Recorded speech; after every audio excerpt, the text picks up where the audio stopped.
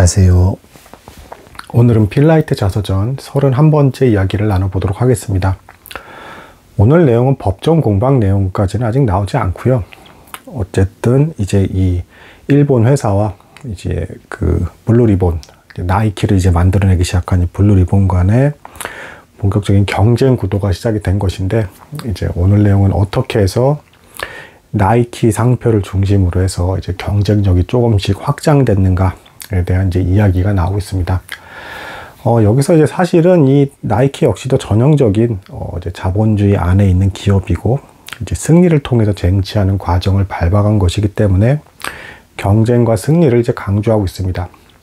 이제 세상의 이제 전반적인 흐름과 맞물려서 그렇게 가는 것이죠. 그리고 우리가 생각하기에도 자본주의 상식 안에서는 경쟁에서 승리하는 것이 아름답다, 이제 이렇게 묘사를 합니다. 근데 이제 그거를 뛰어넘는 이제 그 아름다움은 이제 그 성경에서 말하는 바와 같이 사람들이 서로 사랑해서 서로를 위해서 베풀면서 살아가는 사회 공동체가 되었을 때가 더 아름답다라고 이제 말하는 것이 이제 성경의 가르침이기도 하고, 혹은 이제 인문학 속에서 이제 말하는 그런 가르침이기도 합니다.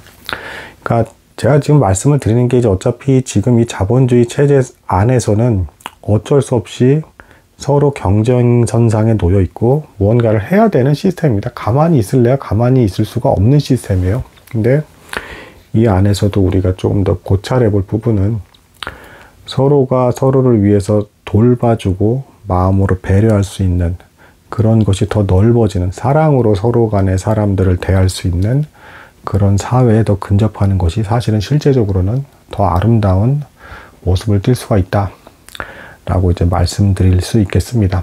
하지만 어쨌든 오늘 내용은 이제 책에 있는 내용을 좀 나눠보겠습니다. 이것도 뭐 배울 부분이 있기 때문에. 자, 우선 이제 이 이야기를 합니다. 지금 이제 1972년이에요. 그러니까 이제 베트남전 말기인데, 이때가 이제 미국 경제가 되게 안 좋았습니다. 당연히 이제 베트남전이 이제 장기전으로 되면서 뭐 미국의 젊은이들도 자꾸 부상자가 속출하고 이제 뭐 수많은 사상자가 나오고 자원 손실과 경제 손실이 계속 빚이 천문학적으로 늘던 그런 시기예요. 경제 침체기인 것이죠. 근데 이런 상황에서도, 그리고 이제 일본 기업과도 이제 경쟁 관계로 이제 분리가 되는 이런 상황 속에서도 블루리본이 이제 놀랍게 잘 견뎌가기 시작을 했고, 오히려 여기서 필라이트는 심지어는 1972년이 한때 이제 내가 가장 행복하다라고 생각되던 그 순간이기도 하다라는 말을 합니다. 왜 그렇게 됐는가? 이제 뭐 보겠습니다. 먼저 이 민헨 올림픽이 이제 열릴 예정이었는데, 이 올림픽 이제 예선전이 이제 미국 안에서 치러지겠죠. 그래서 이제 유진이란 지역에서 이제 그 미국의 이제 육상 이제 올림픽 이제 그 경쟁 이제 시합이 이제 펼쳐집니다. 예선전인 거죠. 그래서 미국 대표로 누가 나갈 것인가를 미국 자체 내에서 이제 시합을 하는 겁니다. 여기서 이제 나이키가 드디어 이제 뭐 필라이트와 이제 몇몇 직원들이 최초로 거기에 직접 가서 티셔츠에 이제 나이키 로고를 이제 바로 이제 찍어대면서 사람들에게 그냥 무료로 돌린 거예요. 이렇게 쭉 돌렸고, 그리고 몇몇 신발들에 대해서도 뭐 이제 신어볼 수 있게 하기도 하고 판매하기도 하고 이제 이런 시도를 합니다. 이 과정에서 의외로 뜻밖의 이제 반응들이 좀 좋았어요. 뭐 투포한 선수 중에 이제 이 당시에 4위를 했다 이제 데이브스라는 이제 사람이 갑자기 와서 나 그거 달라고, 이 티셔츠랑 이런 거 주는 거 너무 좋다고, 나 이거 입고 내가 실제로 경기를 하겠다고. 그러니까 나이키에서 시키지도 않았는데, 필라이트가 부탁도 안 했는데 이제 투포한 선수 4위인 선수가 갑자기 와가지고 나이키 티셔츠를 입더니 진짜 이제 그 운동을 하더랍니다. 시합을 나가더랍니다. 그래서 4위를 했다 그래요. 근데 조금 이제 아쉬워하는 건 뭐냐면 이 선수가 좀 배가 나왔대요. 배가 나와가지고 멋진 근육질의 핸섬한 이제 그 모델 같은 사람이었으면 파급 효과가 컸을 텐데 그게 안 됐다고 좀 이제 아쉬워하는 좀 이런 모습이 나오고요. 또 이 대회에서 그 이제 마라톤 이제 시합에 참가하는 사람 중에 이제 4등부터 7등까지 한 사람들이 이제 나이키 제품을 이제 알아서 자신들이 와서 자청해서 그걸 신고선 시합에 나갔대요. 그래서 그 이유가 뭐 이제 퓨마나 아디다스, 이미 이제 대기업이었던 이때 당시에 이런 회사는 아무것도 뭐 주는 게 없는데 여기 어디냐, 이게 되게 주니까 좋다. 그래서 우리 이거 신고 경기하고 싶어졌다 이렇게 해가지고 그게 된 겁니다. 그래서 이게 홍보 효과가 일어났고요. 그리고 여기서 이제 그 프리폰테인이라는 이때 당시에 아주 가장 떠오르는 미국의 육상 선수가 있었다라고 합니다. 이 선수가 굉장히 생긴 것도 운동선수답지 않게 굉장히 좀 문학 소년 같은 외모에, 그러면서 승부욕도 굉장히 강하고, 그래서 이제 그 경기 스타일도 처음부터 막 빠르게 뛰어가지고 이제 3200m를 달리는데 저 속도로 계속 뛸 수 있을까라고 할 정도로, 저렇게 뛰면 죽을 텐데 라고 보일 정도로 막 뛰다가 막판에 심지어는 조금 더 스퍼트를 내서 아슬아슬하게 이기는 형태, 이제 이런 경기를 하는 선수였대요. 또한 연예인 기질까지도 갖춘, 그러니까 말빨도 있는 거죠, 대중들 앞에서. 그래서 이제 이런 선수여서 이때 이제 필라이트가 이제 저 선수를 우리 나이키의 광고 모델로 좀 쓸 수 있으면 진짜 좋겠다라고 하면서 이제 일단 주목을 한번 이제 합니다. 그리고 어쨌든 목표는 미넨 올림픽이었고, 이때 조금이라도 선수들이 나이키 제품을 이제 사용하게끔 만드는 게 이제 목적이었어요. 아직은 뭐 인류 선수 정도까지는 이게 안 되었지만, 이제 몇몇 약간 등수가 처지는 선수들 중에서 이제 일부 나이키를 이제 쓰는 선수들이 나오기 시작을 했다라고 해요. 근데 여기서 이제 불상사가 발생을 합니다. 여기까지에서는 필라이트가 너무 기쁘고 좋았대요. 그러니까 이제 이러면서 나이키가 실제 매출이 계속 올랐고, 그래서 그것 때문에 주택담보 그 대출금까지도 순조롭게 갚아갈 수 있어서 자기 인생에 있어서 되게 행복했대요, 이때가. 그리고 자기 큰아들도 잘 자라고 있었고. 근데 자, 인생은 또 알 수 없다. 뭐 제가 전에 사업은 뭐 이상한 일들, 알 수 없는 일들도 발생한다 했죠. 예측 불가했죠. 이 미넨 올림픽 때 어떤 일이 이제 사건이 터지냐면, 테러범들이 이스라엘 선수 11명을 납치해다가 다 죽인 사건이 발생을 했습니다. 상상이 가시나요? 그것도 뭐 비행기 활주로에서 뭐 벌어졌나 봐, 이 책을 보니까. 그래서 활주로에 실제로 피가 낭자한 막 이런 화면도 막 이제 세계에 전달이 되고 막 이런 일이 발생을 한 겁니다. 끔찍한 일이었죠.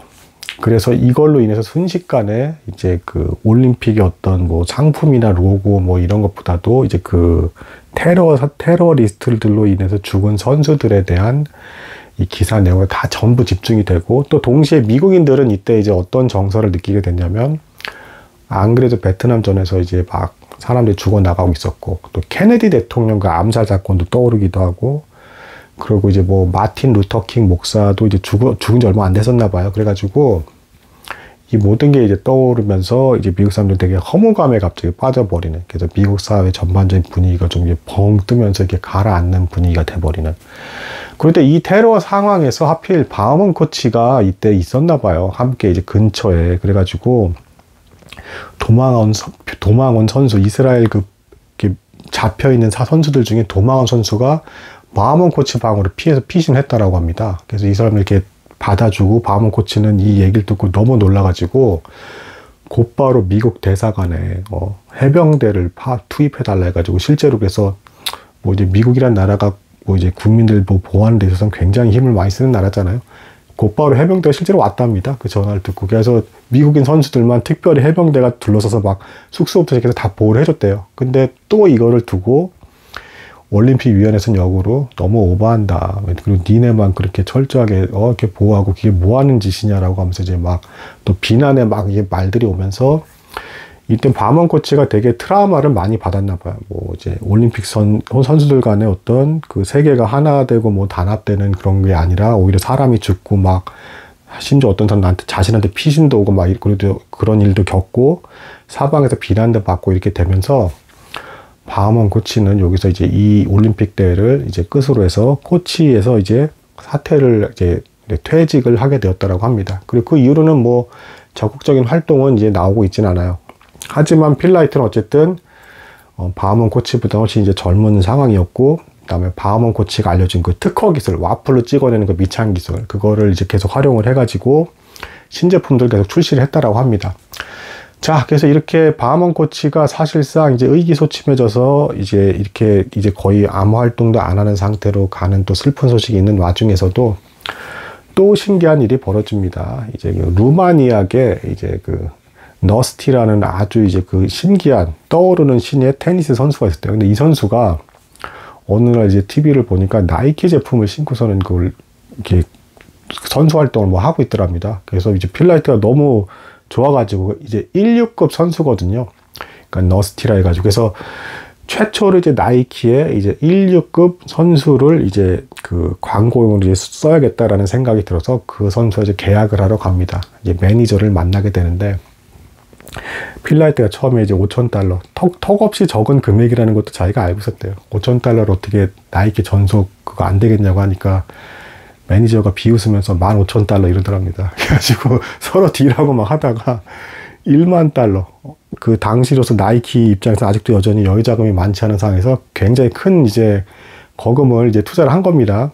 그래서 이렇게 거래를 했고, 그래서 너스티라는 이제 최초의 이제 16급 테니스 선수가 나이키 홍보 이제 그 최초의 선수가 됐다. 뒤에 이제 그 제가 앞서 말씀드린 미국 그 육상계 최고로 이때 당시에 떠오르고 있던 이제 프리폰테인이라는 이 선수, 바하먼 코치랑 알고 지내는 선수인데, 이 선수도 결국엔 뒤에 가서 나이키 전속 이제 그 모델이 됩니다. 이러면서 점점 이제 세계적으로 어쨌든 나이키가 알려지고 있는 상황. 그러면서 이렇게 세계적으로 알려지고 힘이 있어야 그 소송에서도 어떻게 했습니까? 이길 수가 있겠죠. 그래서 이제 요게 이제 같이 맞물려서 가는 겁니다. 소송 이야기는 뭐 좀 의외로 한참 뒤에 나오고요. 자, 그리고 추가로 한 가지 더 있었던 게 이제 본인의 이제 그 오리건 대학이 뭐 오리건 주립대학과 미식축구에서 맨날 졌는데, 마침내 이제 그 승부욕이 강했던 필라이트가 기분이 나빴는지 나이키 제품 신발 그 밑창, 바하먼 코치가 그 제안한 그 와플 모양의 밑창 신발을 다 이제 제공을 해주고 시합을 해서 이제 이겼다는 그래서 굉장히 흐뭇했다는 그런 이제 그 내용이 나오고 있습니다. 그러면서 우리 나이키는 이제 점점 경쟁력을 갖추고 있고 뭔가 이제 할 수 있어라는 어떤 자신감을 얻을 만한 그런 동기를 얻게 된 해였다. 1972년은 이제 여러 가지 베트남 전쟁과 미국의 경제가 침체가 되고 너무 우울한 사건들이 많았음에도 불구하고 어쨌든 나이키는 오히려 매출이 상승을 하게 되었고, 제품들에 있어서도 선수들이 알아서 이제 사서 이제 사용을 하게 되는 일들이 발생을 했다. 그리고 또한 테니스계에서 세계 16급의 선수 하나가 드디어 나이키와 전속 계약을 맺고 이제 그 제품을 쓰기로 했다. 라는 이제 내용까지 나온 내용이 이제 오늘의 내용이 되겠습니다. 오늘의 이야기는 여기까지 나도록 하겠습니다. 감사합니다.